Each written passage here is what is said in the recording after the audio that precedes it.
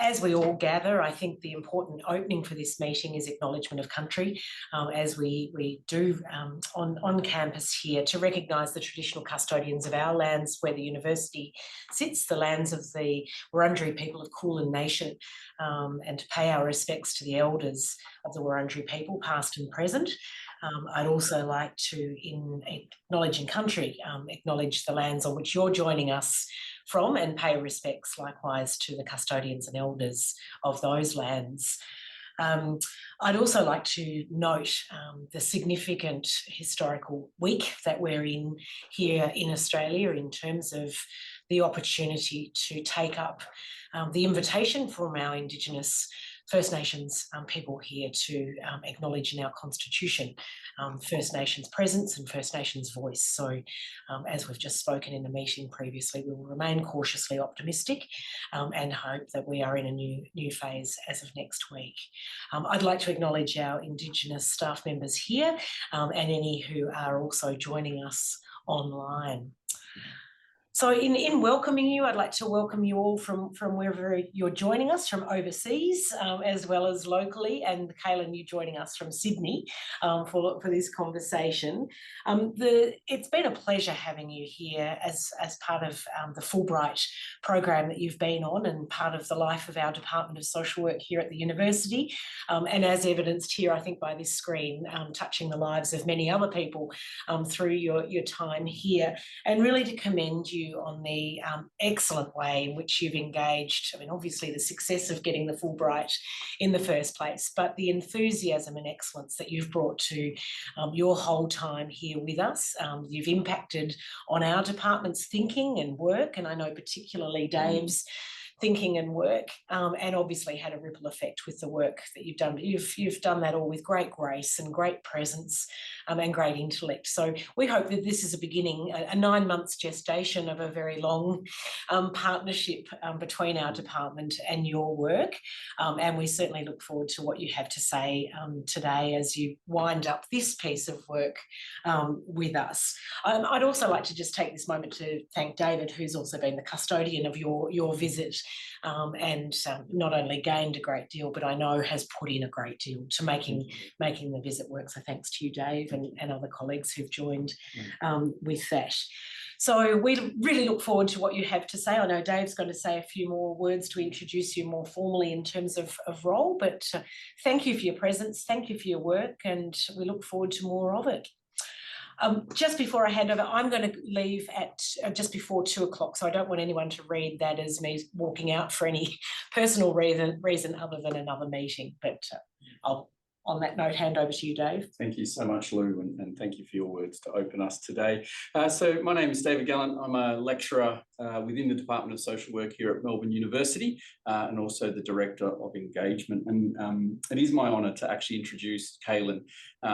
You know, someone reached out probably closer to 18 months ago, our initial contact, and Kalyn asking whether or not I'd be interested in supporting a Fulbright application. And to be honest, I didn't know much about it, and I thought this was a really interesting opportunity. And reading through some of Kalyn's application, but then through our conversations, really excited me, to be honest, Kalyn, and to think about your views around sport and physical activities, and particularly in a really interesting environment that I have a passion about as well, which is the custodial environment. So my PhD was similar to Kalyn's, looking at the role of sport and physical activities in prisons in Australia.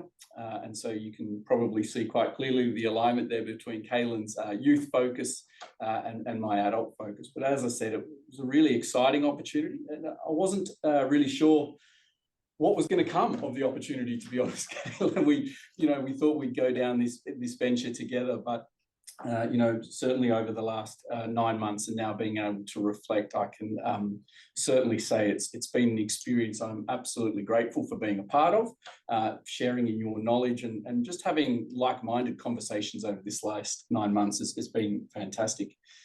Seeing all the faces in the room and the names that most of you I may not have met, but I've certainly heard a lot of your connections with Kalyn, the discussions that you've had. So I personally would like to extend my thank you for your generosity as well in making this such a successful trip for Kalyn, for myself in terms of knowledge development, but also just the success of the Fulbright, I think, partnership that's been able to develop. So, having said all that, it is my great pleasure to introduce Kalyn. Kalyn, as I've just said, is a Fulbright Future Scholar for the 22-23 year, Australian Visiting Scholar, has spent that time with us based at the University of Melbourne. Kalyn's also now just taken on a new role as the Assistant Professor at the Centre for Leadership at Virginia Commonwealth University, which is fantastic news as well, and probably a great reflection on all the hard work that you've put in over the last couple of years since your PhD. Her research interest focuses on sport and social justice and sport for development, particularly, as I've said, among young people involved in our justice system. The majority of her research is what we would call applied in nature and conducted with informed by communities of practice and young people. It's something that's been exceptional to watch from Kalyn, being a social worker, bringing her practice knowledge and research knowledge together. And I think we're going to hear some of that fabulous collaborations and work that's been happening in both of those spaces. Also, before coming to Australia, Kalyn was the co-head coach of a boys lacrosse team in a juvenile justice correctional facility in the US, and that's showing a bit of that crossover I was talking about. So that's probably enough from me, Kalyn. I'd like to invite you to share your experiences with us on this topic of sport and youth justice in Australia and sharing those wonderful reflections. I can't wait, so thank you. Well, thank you so much. I mean, I really appreciate the kind words. Today is really an opportunity, I think, for me to thank all of you and the time that you have given to sharing your expertise and your knowledge and your passion in this area. So I'd also like to acknowledge the traditional owners of the land that we're meeting on today. I'm actually in the land of the Gadigal people, an Eora Nation. I want to pay respect to their elders, past and present, and extend that respect to any Aboriginal and Torres Strait Islander person here with us today.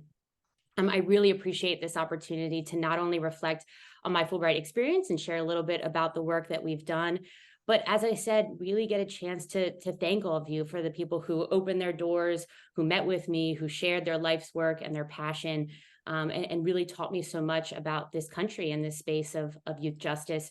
You have had a really profound effect on how I'll think about this work moving forward. So thank you. Much of what I'll share today represents a really collective effort by many, and I hope that we'll be able to continue to collaborate with each other and to learn from one another. I, of course, want to extend a very sincere thank you to the Fulbright program, to the Kinghorn Foundation, which provides funding for this program, as well as the University of Melbourne, which after 9 months, I think I can now pronounce it accurately, to Professor Harms, to Dr. David Gallant, and to the entire team at the Department of Social Work. Thank you. Your support, your partnership, your mentorship has made this opportunity possible. And I think you'll be able to see across the presentation how aspects of this project were really strengthened through the connections with the university, as well as those that I got to work closely with, like Dr. Gallant.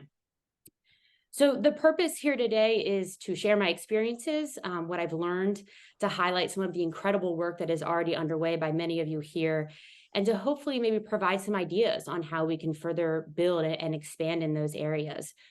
With the ultimate goal today of promoting shared learning, of gaining critical insight and feedback from stakeholders, facilitating opportunities for networking and capacity building, and then ultimately to lay out a framework for our collaborative work moving forward. So hopefully a very productive 60 minutes. We'll have an opportunity at the end for discussion, but as I'm going through the presentation, if you have any comments or questions, please include those in the chat and we'll make sure to address those very early on in the discussion. Okay. So before we dive into the reflection, and I know Dr. Gallant has touched on this, but I thought it might be helpful for me to just provide a little bit of background on how I came to this field, how I came to this opportunity with the Fulbright program, with the University of Melbourne, because I think it really influences both my perspective and my approach to the work.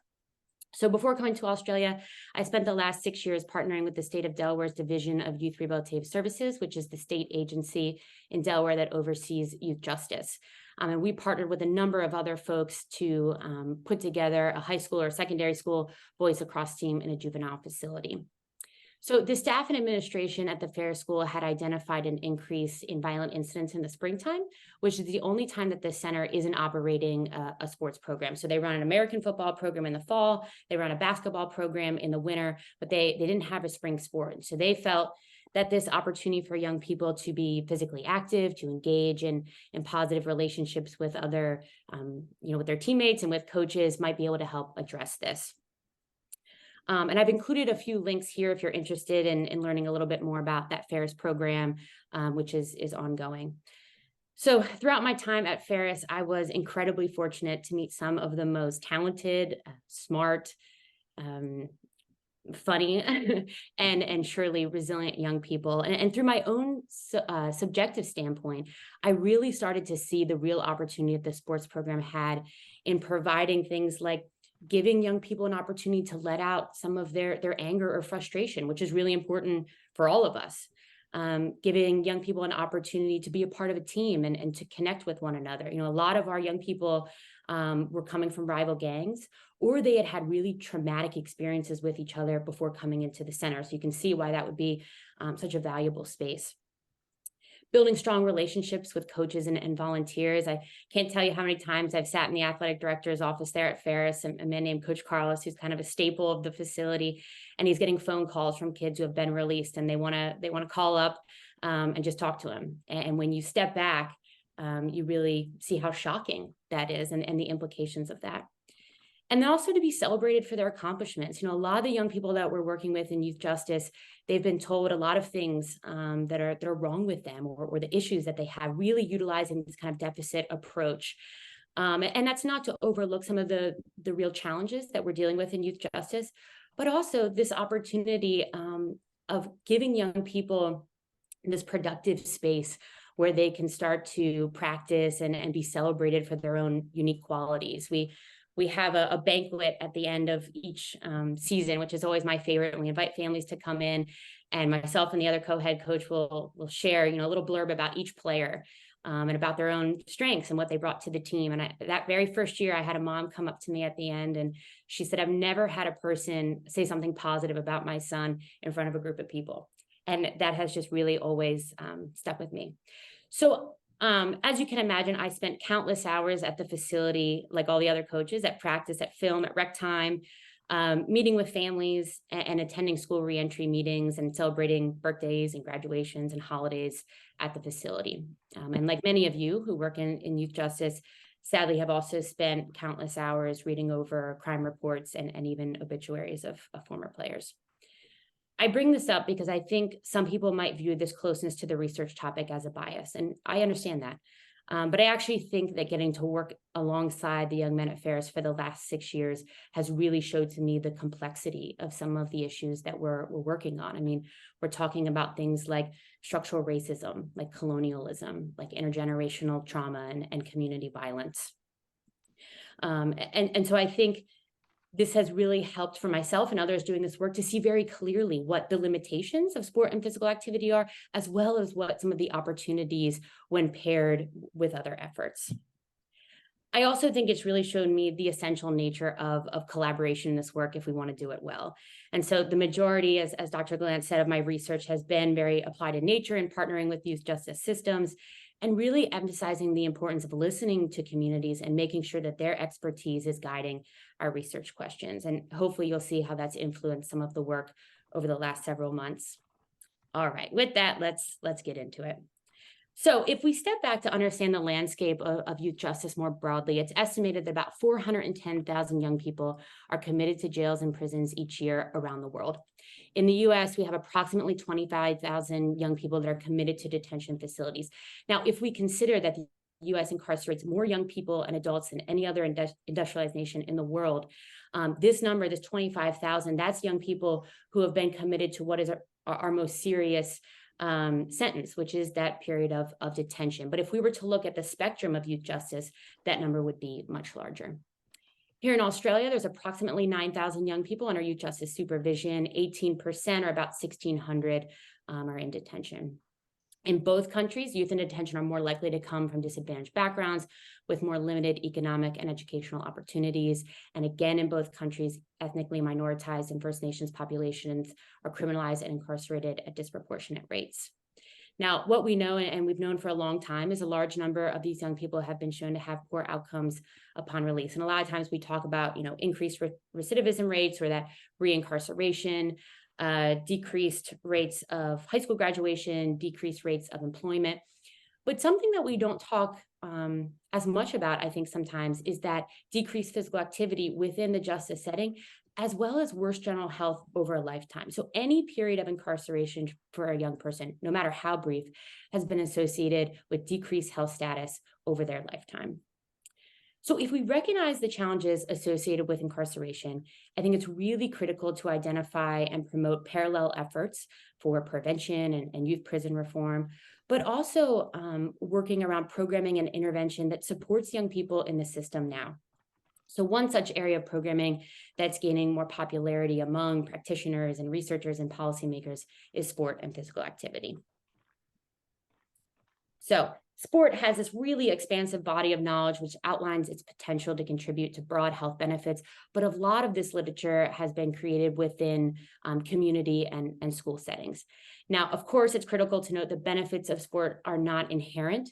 They are contingent on a number of programmatic, social, and cultural factors. So it really matters how we're setting up the sports program.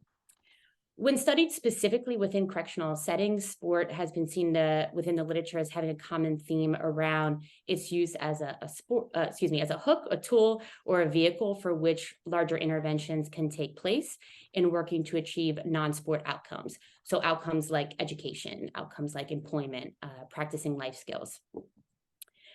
Concerning the utility of sport in correctional settings, several themes have emerged in the literature. Some of these mirror what we see in school and community settings. So we have physical health benefits, we have mental health benefits, psychosocial benefits, but then we see things that are a little bit more nuanced to the correctional setting. So implications for facility management here, we're really talking about implications for safety, as well as rehabilitation and reentry. So when sport programs have been connected with a community-based organization, or we might be including community volunteers in these programs, it's shown that the sports program has an opportunity to really serve as a bridge in reentry.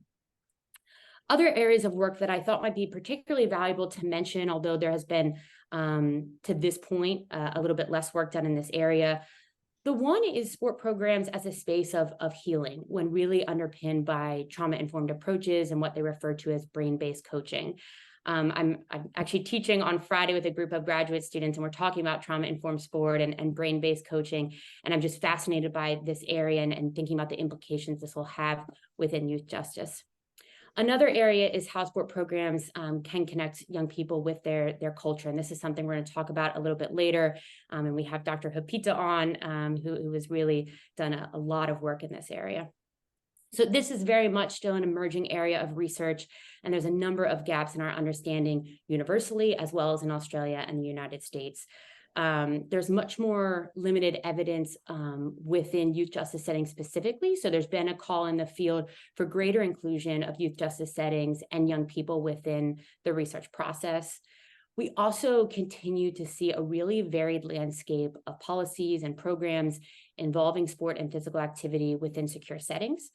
And so I think there's a need to really understand what are the issues around access to sport and physical activity, and also how are programs constructed within different settings and within different populations, whether that be more secure settings or the implications for girls and women. And then also the role of public policy as a lever to support programming. So to gain a better understanding of what this landscape looked like in Australia, Dr. Glant and I started by reviewing the policies and the guidelines, as well as the institutional reports related to sport and physical activity within youth justice. And a summary of this work was published in Pursuit. I've included the article there if you'd like to read a little bit further. All right. So in starting this Fulbright journey, it was really important to me to, of course, not only review the literature and the institutional reports, but also to really try to immerse myself in a system and to talk with those who are engaged in this work every single day. And I think having the space for that informal learning really helps us to gain a more in-depth and a more nuanced understanding of the opportunities as well as the challenges.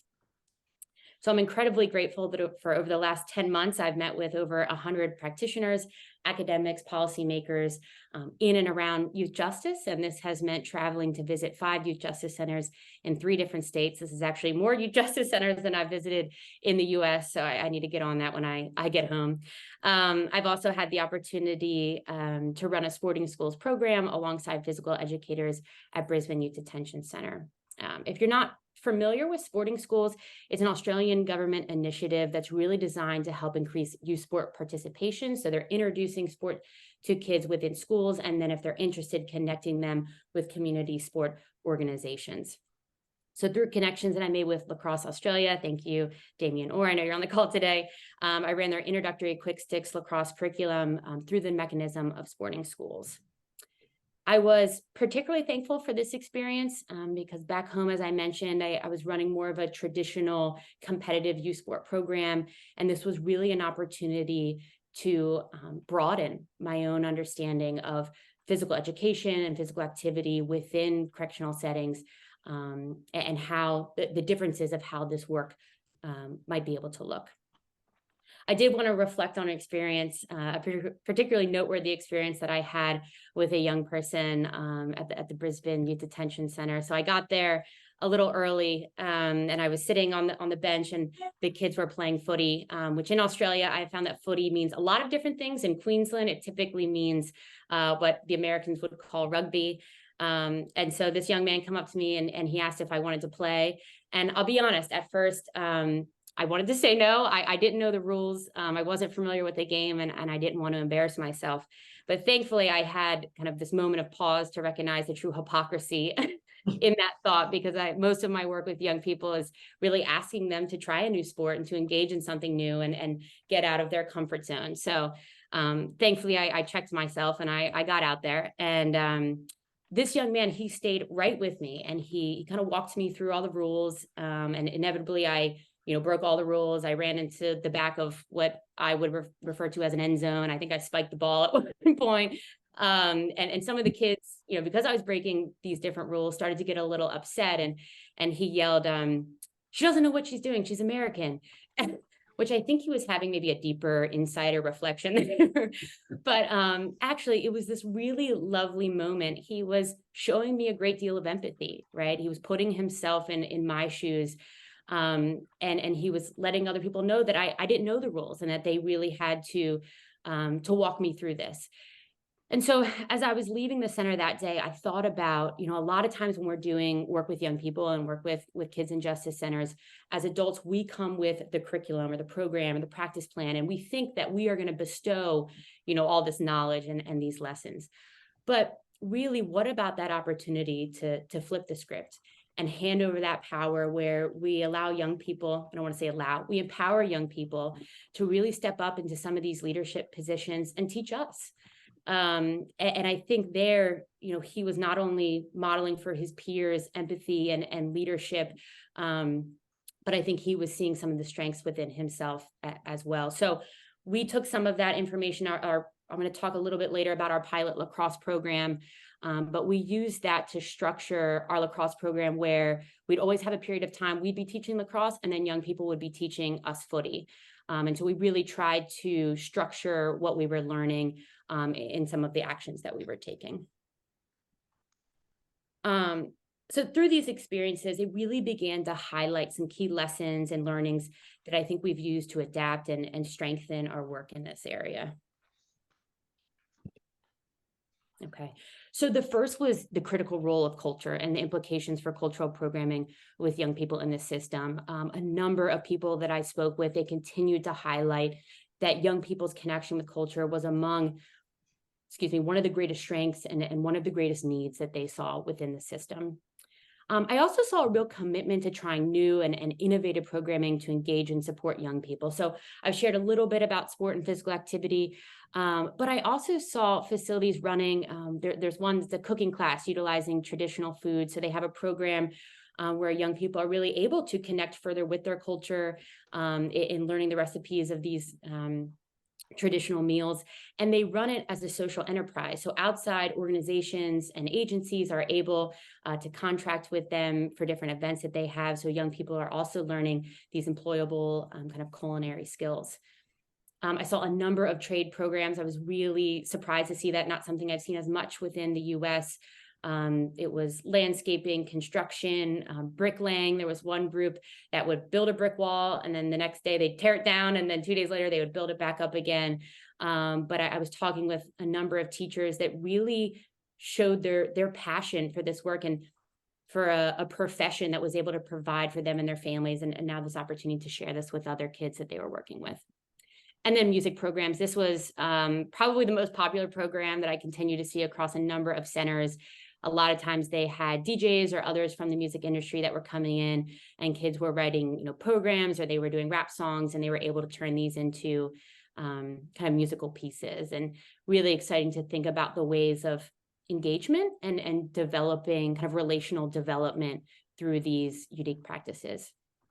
And then also, just reflecting, I continue to see this opportunity to really develop and I think further integrate sport-based youth development activities within the youth justice curriculum, really being intentional in terms of what we know around how to structure programs and what can be successful. And of course, we continue to see decreased access and participation among girls and women in sport, in school and community settings, and that's what we see within correctional settings as well. So despite the population being much smaller, it's still, in terms of an equity issue, really vital to talk about. So through some of the individuals and organizations I was fortunate to meet and some of the lessons that we were learning, we were able to work together to put some of this into action and to revise and strengthen aspects of my Fulbright project that were now much more informed by the perspectives of the community members. So through a partnership between Queensland Government's Westmoreton Youth Detention Centre, Lacrosse Australia, the National Indigenous Sports Foundation, Confederation of Australian Sport, we ran a pilot lacrosse program with young people at the center. And the program is really intended to work to increase sport access among young people in detention, introduce youth to a new sport, recognize cultural connections through sport. So lacrosse in particular was created by First Nations communities in the US and in Canada. So it's known as a traditional game. And then work with youth in identifying and practicing valuable life skills through sport participation. So again, utilizing Lacrosse Australia's introductory lacrosse curriculum Quick Sticks, NISF, National Indigenous Sports Foundation, provided some guidance and revisions to the curriculum, which worked to support greater inclusivity of First Nations young people within the program. The program ran over 9 sessions with young men and women at the center and was facilitated by a Queensland lacrosse administrator and coach, Cassandra, CJ, pictured there, and myself. Of course, we would love to have pictures of the young people engaged in the program, but for respect and privacy, we can't include those. So I'm sorry you get pictures of CJ and I, but there are some kangaroos in the background, which is particularly cool. So just a couple reflections from that experience. We really were trying to be intentional in terms of building in a life skill within the sports program. I'll admit, I think the first week we were really just trying to get our feet under us, but we regrouped in a debrief after the first week and we said we need to be more intentional about doing this. So we started off each of our sessions talking about a different life skill. It might be respect, it might be communication.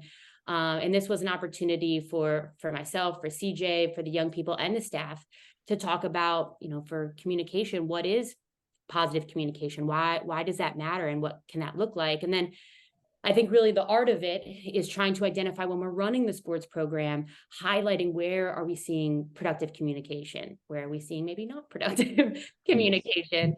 And this kind of leads into the next, but we saw really great staff engagement. And to me, this was an area of really big or considerable learning, was the role that staff can play in this. And so a lot of the staff at Westmoreton were running in, they were grabbing sticks themselves, they were having these conversations about life skills. But then within our program, if a young person, say, caught the ball for the first time, here was a staff member, cheering them on. Or if they were having kind of a more challenging situation, that staff member might be utilizing the training that they have within youth justice to work with them. And so I think the sports program provides kind of a unique setting in order to have some of these engagements. They talk about dosage of stress. sport is kind of a positive doses of stress. It's not too much, but it's a good amount where we're able to have some of these productive conversations. And then lastly, was the opportunity to work with the young girls at West Morton. You know, back home, I was coaching at a boys' facility, so I was particularly excited to work with the girls. They were our very first session, so CJ and I were a little nervous. We didn't know how it would go. We spent the first 20 minutes having, they would yell out different words that they wanted me to say so they could laugh at my accent. And I think in terms of cross-cultural connections, that's really at the heart of it. But truly it was, you know, that's the time to build that relationship. And we can't forget that even though we're in a youth justice setting, we're working with kids and it needs to be fun. And so we started there. We actually ended up having a conversation about lacrosse being started by First Nations communities. And we had a young girl mention that she had First Nations heritage, that she actually had family in Canada. And she ended up picking up a stick and having a catch with CJ for the remainder of the session. And I don't know if that was why, but I definitely thought that was a really special moment. So look, there's still a lot of learning that needs to be done. I think building a greater understanding of exactly how we can incorporate more culturally informed curriculum in sport and physical activity. Who are the different practitioners that are really best positioned to be able to facilitate this? You know, for individuals like myself, I'm American, I have European background. You know, how can we serve as allies, but where do we need to learn, or what do we need to learn, and what do we need to understand in order to be able to support inclusive programming? But also, where is that opportunity to move to more culturally centered sport with First Nations practitioners as well? So I just want to give a little bit of feedback. This is from some of the young people as well as some of our community partners. So from young people at West Morton, the most important thing I learned when doing lacrosse is that communication and working with your team is everything. The thing I liked best was that I got out of my comfort zone and I tried something new. From Wayne Coolwell, co-chair of National Indigenous Sports Foundation, he said the NISF has been established for the benefit of First Nations communities in Australia. And one of our priorities is social justice and restorative justice through sport and recreation. This program worked to support and progress towards that goal. Lacrosse is a traditional game and a great teaching tool. NISF promotes this project 100%. And then from Damien Orr from Lacrosse Australia said, Lacrosse Australia is proud to have played a key role in this groundbreaking partnership, working alongside NISF, CAS, and West Morton Youth Detention Center to introduce lacrosse to young people in detention through the power of sport. And we're not only providing access to a new activity, but also fostering cultural connections and empowering these young people with valuable life skills. This initiative sets a shining example of how sport organizations can collaborate to create positive change in both youth justice and community settings.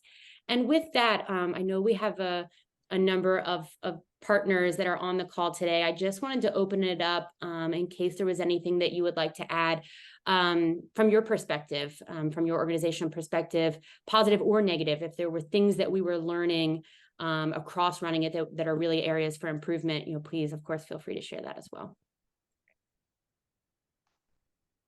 It's Kate Buer here. I'm the Assistant Director at the West Morton Youth Detention Centre. Kalyn, when you were being introduced, somebody talked about the way that you engage, and you said something along the lines of, I don't know why that girl must have engaged so well. And I think it was you and CJ. The way you engaged with us as a partner, the way that you engaged with the young people was such a critical element to the success of this program. And thank you for highlighting the fact that our staff got involved and the kangaroos hopping around our centre. You've sure made us look good today. Nice. Thank you. Thank you, Kate.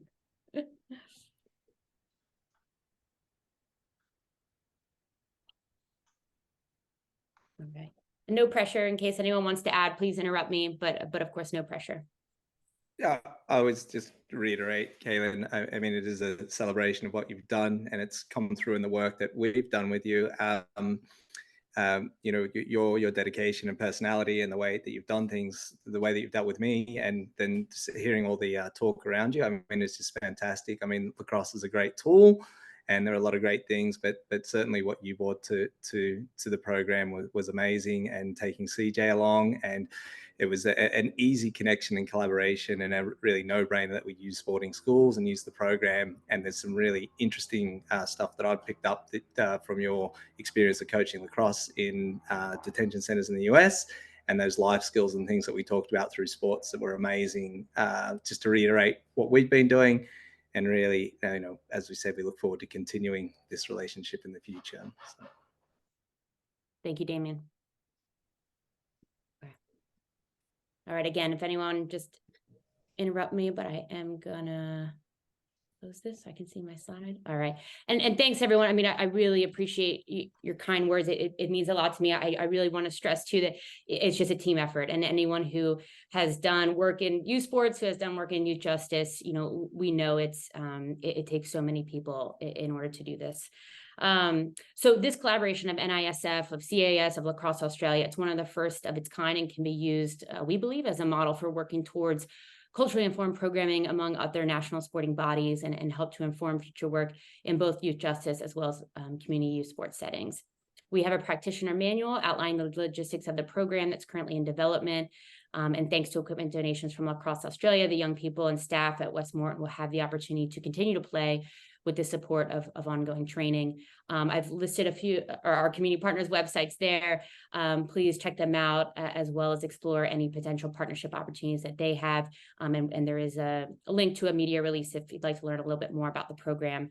I also want to thank Fulbright for their support of my time on this project, and the Louise Roth Foundation, who provided a grant in order to support the coaches, as well as some products that are coming out of this work. Okay. So again, if we return to some of those key lessons that I was learning through my experience here in Australia, one of them that continually surfaced was the essential role of culture. And this is an area that obviously I had to do a lot of learning about, and I'm really thankful for the leadership and the partnership of Dr. Gleaned and many others that I have spoken with. Dr. Gleaned is a First Nations Palo man from Tasmania and has previously done work at the intersection of sport and culture.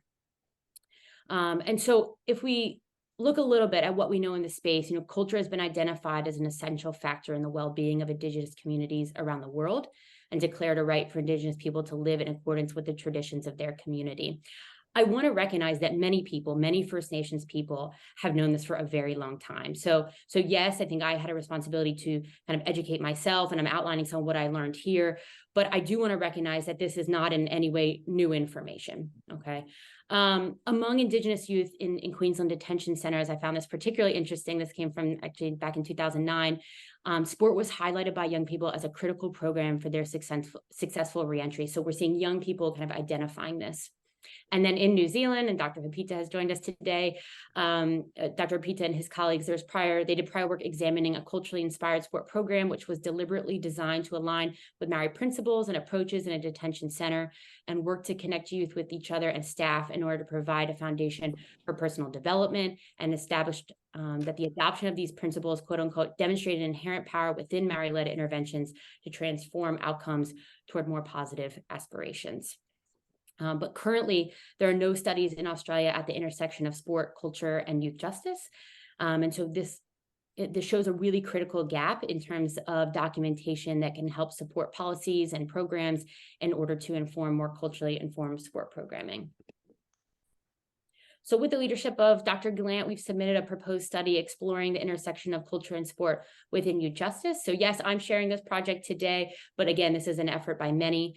We'll be looking at the provision and nature of sport and physical activity programs across the system, and then building knowledge on how programs can be operated with cultural practices, as well as the experiences and implications for youth participants. Really excited for that element. The study adopted a two-eyed seeing approach, which is an indigenous concept that acknowledges the various ways in which the world is viewed and meaning is made, and works to bring together indigenous ways of knowing with Western approaches into a bicultural framework in order to answer the research questions. Of course, recognizing my own identity and positionality as a white woman from America, it's been very important for me to be kind of thoughtful and critical of where I can, as a researcher, maybe help to serve as an ally, and also where it's really helpful for me to listen and to not give my voice or perspective, which I think is a really valuable lesson that sometimes we don't always learn.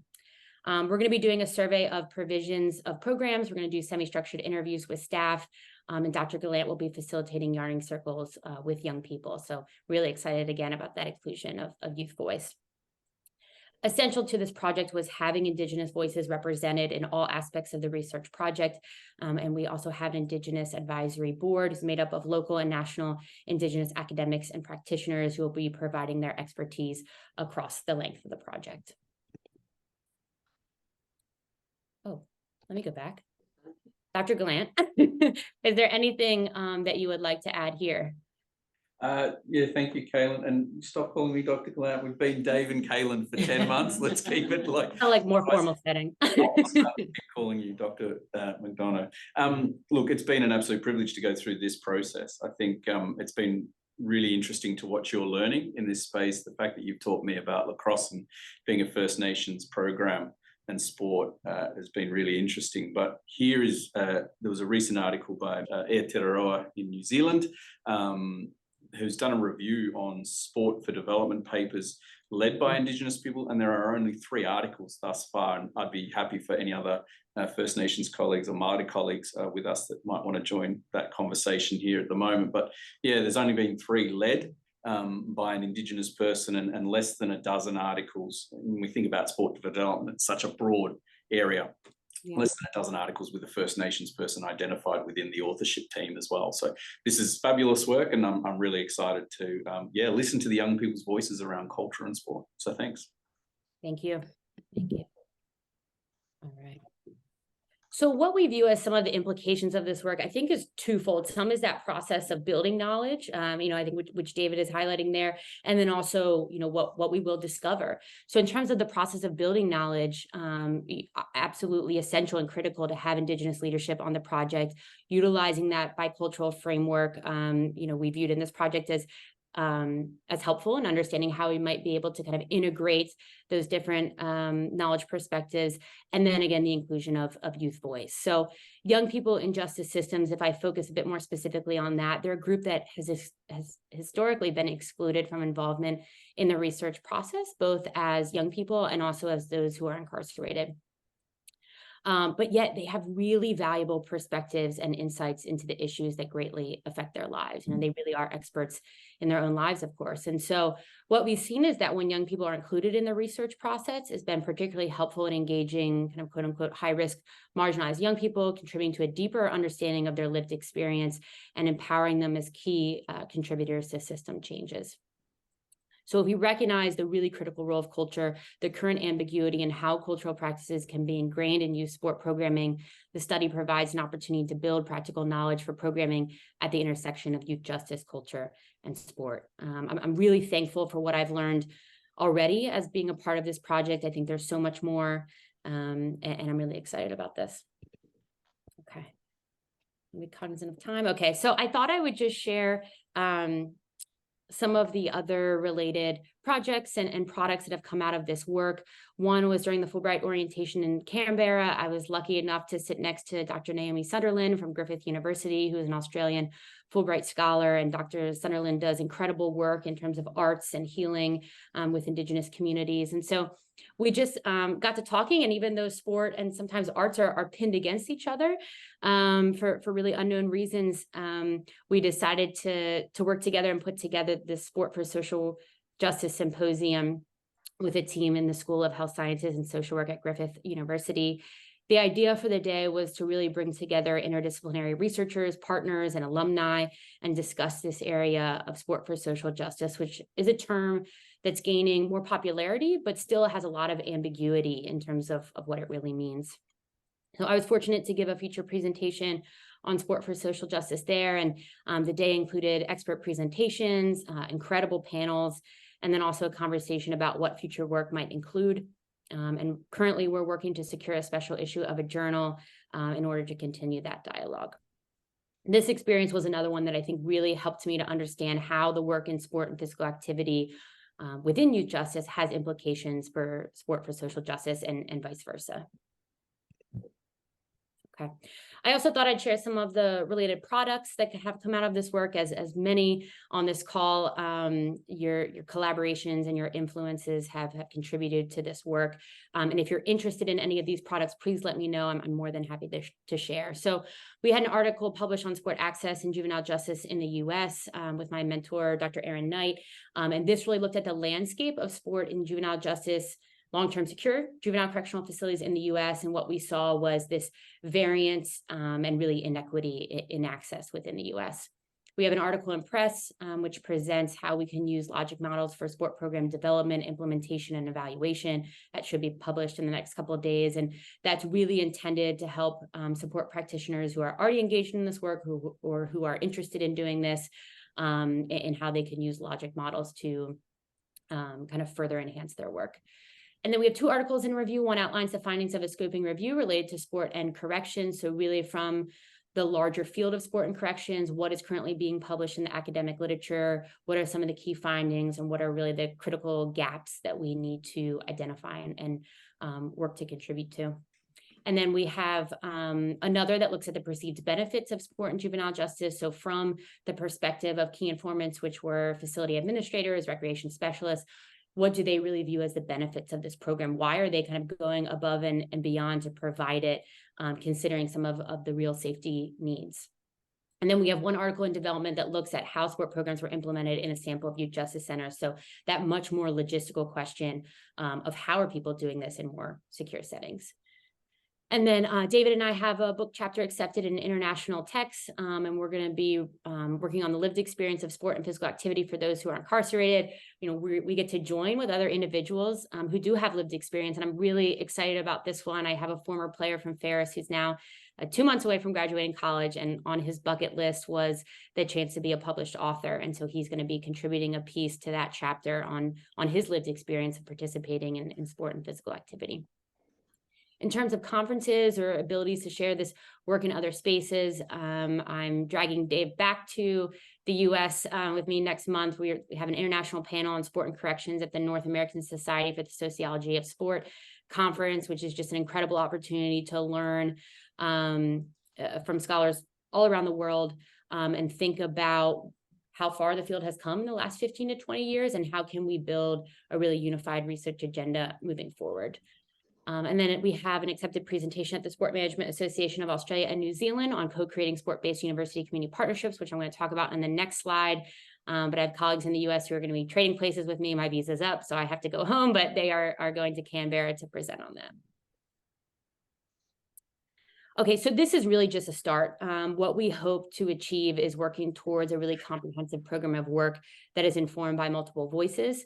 And so exploring some of the mechanisms to do this. One is a sport-based university community partnership. And this was one of Dave's ideas and has been working on this. And so these kinds of partnerships between universities and community entities, state entities, they really recognize that both groups have different expertise and resources, and how can we bring those together to address real world issues. So if we think about them within the context of sport, universities, and youth justice centers, we can think about some of the reciprocal benefits for universities and youth justice systems, and some of the activities that could be included in a partnership like this might include, supporting program development, continuous evaluation, conducting collaborative research that funnels back into informing practice, as well as student placement and learning. And I think we can also think about a pipeline for students and becoming professionals in the field.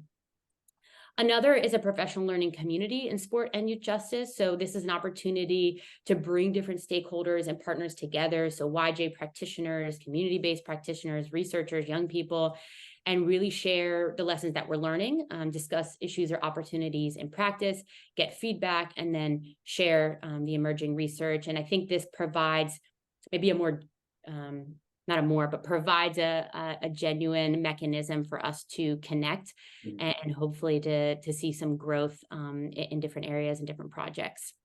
If this is something that you'd be interested in, we're going to follow up with a survey at the end of this presentation to get your feedback. And you can also identify if this is something you'd be interested in, and we'll follow up with an email. Okay.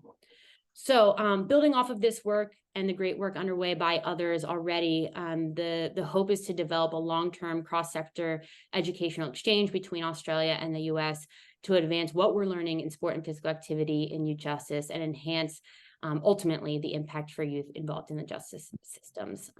That's obviously the ultimate goal. So at this time, I want to open it up for feedback and discussion. If there was, I'll look in the chat, but if there was anything, questions or comments throughout, or also, if people have thoughts on key areas for growth, improvement, or opportunity, maybe who else should be involved in this work that we haven't talked about or maybe haven't connected with yet. what are we not considering that we should?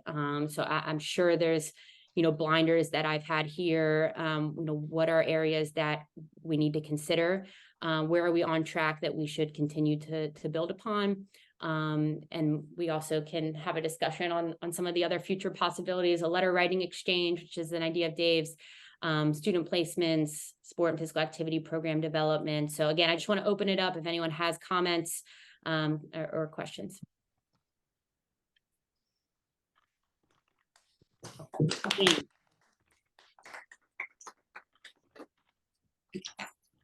Go ahead, Jane.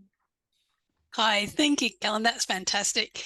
My thinking is, as always, about sort of libraries and learning and literacy in juvenile justice facilities.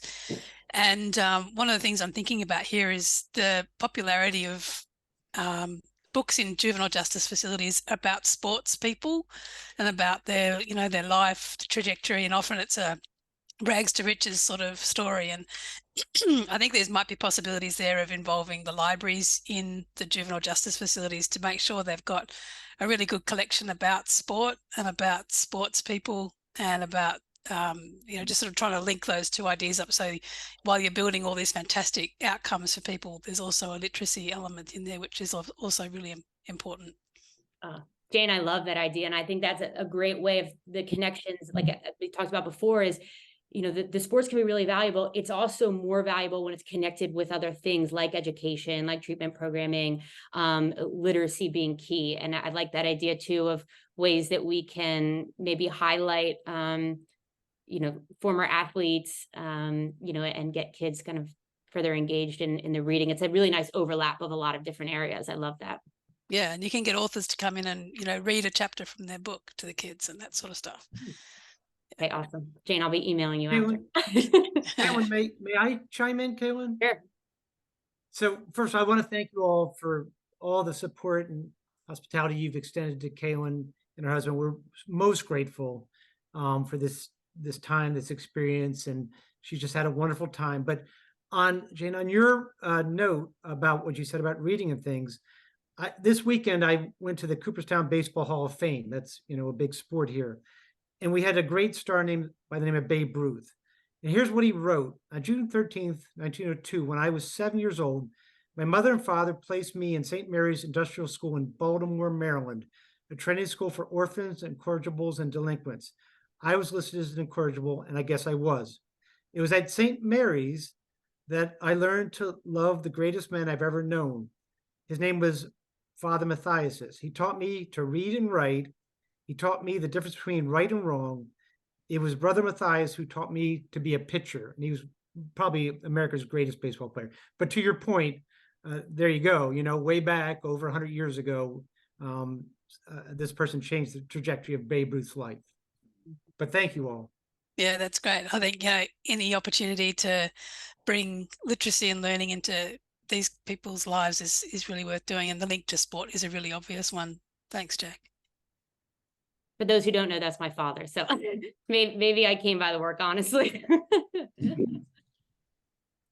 But I also, I think I tend to, really try to highlight some of the positives of this work, because it can be incredibly challenging as well, right? So we have to find some of the bright spots in it. But I, of course, welcome and appreciate any critical feedback as well, things that we could be doing better and be thinking about. Because ultimately it's about impact, right? The publications and the conferences are a great way to get this communication out, and we hope to spread this to as other people learn about it, but we want to make sure at the end of the day this is having a real impact. So I guess, Kalyn, it's Kathy Humphries here. Yeah. I was interested to know whether the Moreton Bay facility project was a research project and whether you had to get ethics approval and all that sort of stuff, or whether it was a project that was more experiential for you and exploratory rather than a research project where you had to get ethics approval, etc. Yeah, great question, Professor Humphries. Yeah, that was really more of an experiential. That was an opportunity where we were hearing a lot of things, and we were excited to kind of dive in and try to learn from that that experience being within a center, and we had a number of partners who were enthusiastic about supporting that. We do have the parallel research, well, not parallel, but we have a research proposal submitted in order to do a research project, but we have, that one was not. So a couple notes on that. I think sometimes it can be really valuable to, I think, start this work in practice without the research element. And I hesitate there because I think the research element, of course, we can utilize that as a way to inform how we're building the program. But I also think that we need to consider that we're working with a lot of systems that at times there can be mistrust, and rightfully so, from some of the prior, poor behavior. And so I think being able to work on something together is a way of hopefully authentically building that trust. And I know I have a number of people here from that project, but hopefully building that trust and then working to kind of include the research project elements. And specifically within youth justice, it takes a great deal of time to put in the proposal, which is essential. We're not going to be able to have further inclusion of youth voice if, as researchers, we're not taking the time and the effort in order to put these projects in. And obviously there are departments that need to really safeguard and take a lot of time to think about making sure that there's no harm in terms of the research and the inclusion of young people. But that's absolutely something that we are hopefully moving towards after this. Excellent. Thanks, Kalyn, because I think it's just that last point you're making about how difficult and slow the process is. It's important, but it's incredibly slow, and it is like a break on the work in many ways. So just interested in how you're doing that. Yeah, thank you. I think, is that Tracy? Hi, Kalyn. Thank you. It's Tracy from the Australian Sports Commission. We look after the sporting schools program, so it was great to hear the experience that you're able to have up in Brisbane running that program with CJ and under Damien. He's our main contact at Lacrosse Australia, running sporting schools programs across the country. So it's really great to see that our program was able to have an impact up there. And our team will likely reach out to you. We'd love to write up a story and feature some of the things that you're able to share today. And we've also got on the line Fiona and Sarah. We've just done a pilot program in the year 9 and 10 space. So currently we only provide funding up to year 7 and 8. And I know in that youth, that juvenile justice space can go up obviously to 18-year-olds. So we're hoping to have some outcomes of that year 9 and 10 program to have a bit more reach into the older cohort within secondary schools. Okay. So yeah, it'll be really great to see where that heads in the future. But I also just wanted to share that on our Clearinghouse for Sport, we've got a register of sport research that's occurring in Australia. So we'd really encourage you, if there are articles and research that you're undertaking within Australia, to please add them to that register, because it's really great to share what's happening in that space for people across the country to come and refer to in future as well. Awesome. Okay, absolutely. And Tracy, thanks for sharing that for others on the call, researchers and practitioners. That sounds like a great resource, and definitely we'll stay tuned to hear more about the curriculum at the older level, because that was something that, definitely within sporting schools, I'd love to utilize at the older level. Yeah, and it'll be a great opportunity for Lacrosse Australia to then potentially roll out some of those changes that were made to be more inclusive of First Nations youth across all of the programs that they run. Okay. So, awesome. Thank you. Thanks. Oh, you can't see me very well, but hey, Kalyn, how you going? Good, how are you? Sorry to pop in at the side. I'm just really curious about what you're talking about in terms of outcomes for connecting young people into community when they leave detention. And I guess I'm curious about, we know that a lot of youth detention gets set up in remoter areas or in country spaces, almost, to detach that detention facility from a lot of more urban communities where people would reside. And I'm just wondering about that idea of when a detention facility is not located where a young person's physical community is located, what has to happen in that sort of process to help them take what they've learned in a program like yours and then to use it to connect to the community that they're going actually sort of physically back into? Such a good question. So, and I'm not sure if Kate is still on, but it's interesting because West Morton Youth Detention Center specifically runs, this isn't your question, and just wanted to mention this, they run a catchment model. And so all the young people are kind of coming from that area. And it's for the exact reason that you're kind of mentioning, is that in order to build some of these connections, it's ensuring that young people have the opportunities to see their families, and to understand and be connected with resources within their local community, right? So to the exact point that you're sharing.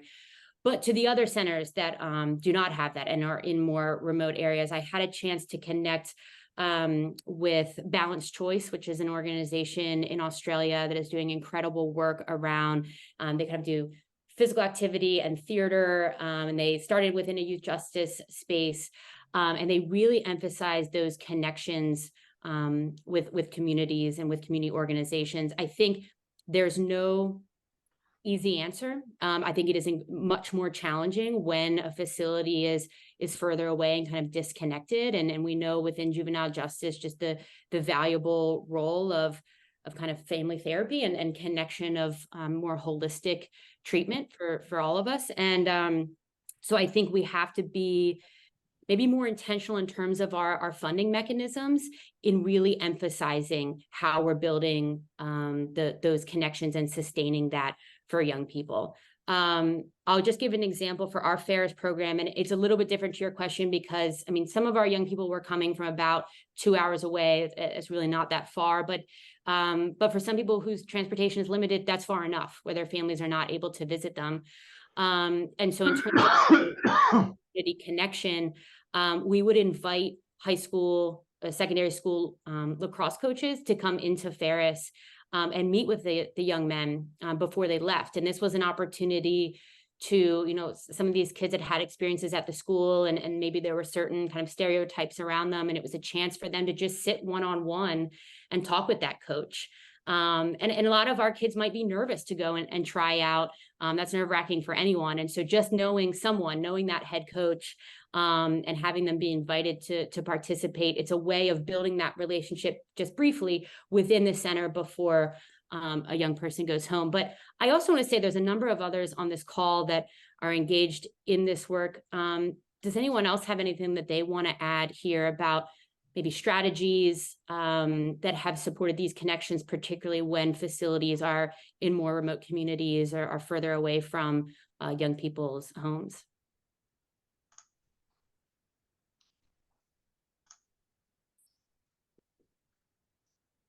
It's such an important one, Kalyn. While we wait for someone to pluck up the courage to come off mute, is you know, our other wonderful colleagues over in the UK, Hayden and Rosie, both also talk about the importance of rehabilitation starts within a facility, hopefully, but it is only really a rehabilitation program if it can continue beyond their time within that facility, which is what you're really talking to there with this idea of bringing in coaches that can be familiarized, but also have an activity that these young people can go out and connect with, because they're having their connections to community, if they weren't broken before coming into the system, is certainly broken by the time they spend in the system. And so therefore having a place to go to feel welcome, to feel safe and connected, I mean, that's such an important part of that process of not, you know, getting back into the cycle that we often see so many young people are engaged in.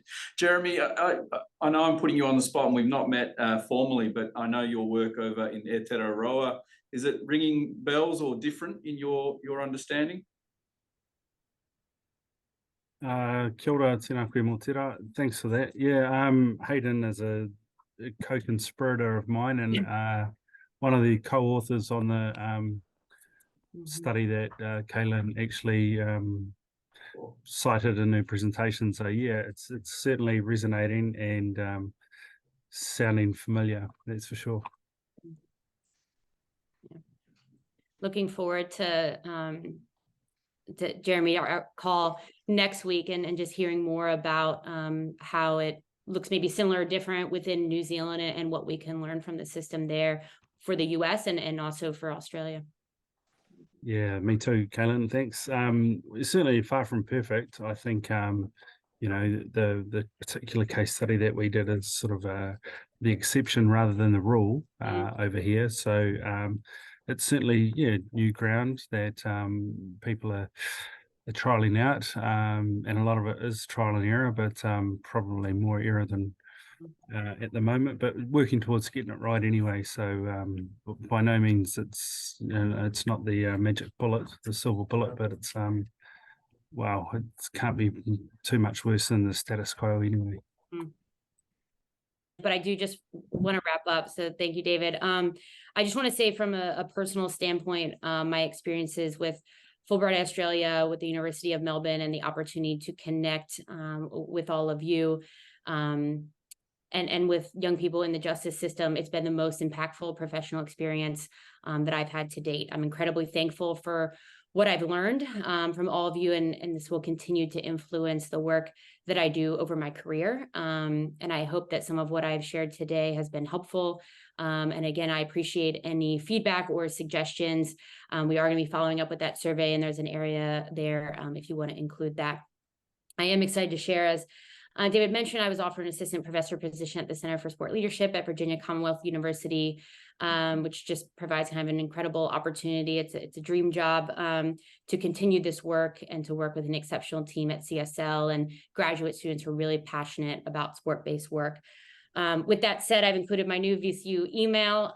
So if you need me, please use that email. I want to thank you for your time, and I'm really looking forward to hopefully continuing this work with all of you in the future. Thank you.